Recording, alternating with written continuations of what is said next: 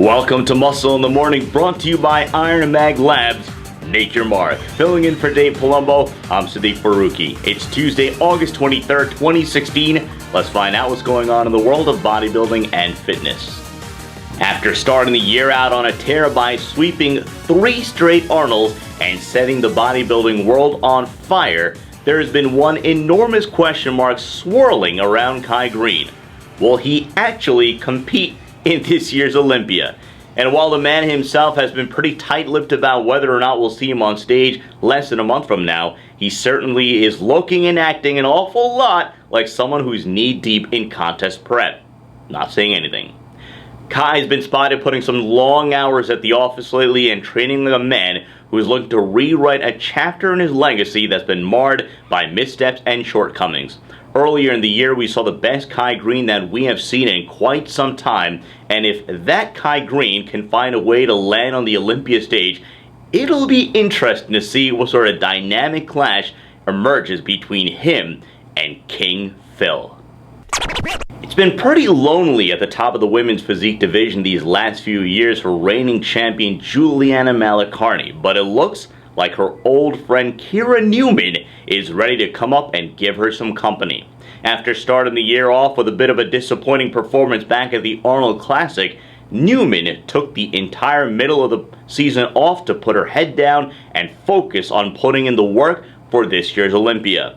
If you remember back to last year's Olympia weekend, Newman emerged as one of the real shining jewels following a second-place performance that left everyone in attendance with their jaws hitting the floor.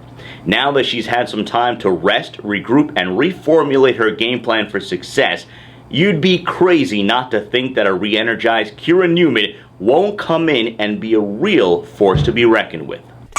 A few weeks after making a successful rookie debut back at the Tampa Pro, it looks like it's back to business as usual for former Canadian national champ Mike Cipriani.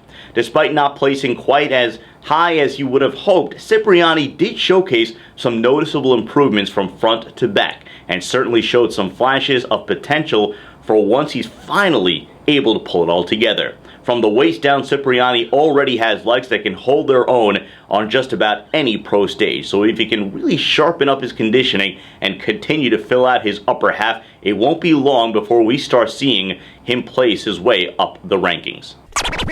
It might be a new day, but it's still the same old story for the one and only Tricky Jackson. Recently, Tricky was spotted sneaking in a late-night shoulder session as he prepares to enter into the next phase of his 2016 plans. We last saw Tricky on stage a few weeks ago back at the Charlotte Cup, where he brought in one of the better combinations of conditioning and fullness that we've seen from him in recent years. Despite being in the sport for over 2 decades, Tricky continues to keep finding ways to improve and reinvent himself. And until he shows us that he's starting to lose some tread off those old tires, I'm going to continue and believe that when he's at his best, Tricky Jackson is one of the top 10 212 athletes in this sport. And that does it for yet another episode of Muscle in the Morning, powered by Iron Mag Labs. Make your mark. Visit ironmaglabs.com today. Filling in for Dave Palumbo, I'm Sadiq Faruqi, reminding you to tune in to RxMuscle.com, our YouTube channel. Follow us on Facebook, Twitter, and Instagram. Have a great day.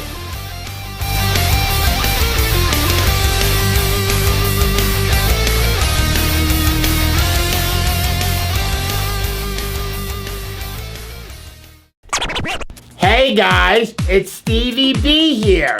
If you like what you're seeing, hit the subscribe button below and never miss another RX Muscle show, segment, or update. RX Muscle is #1. Woo!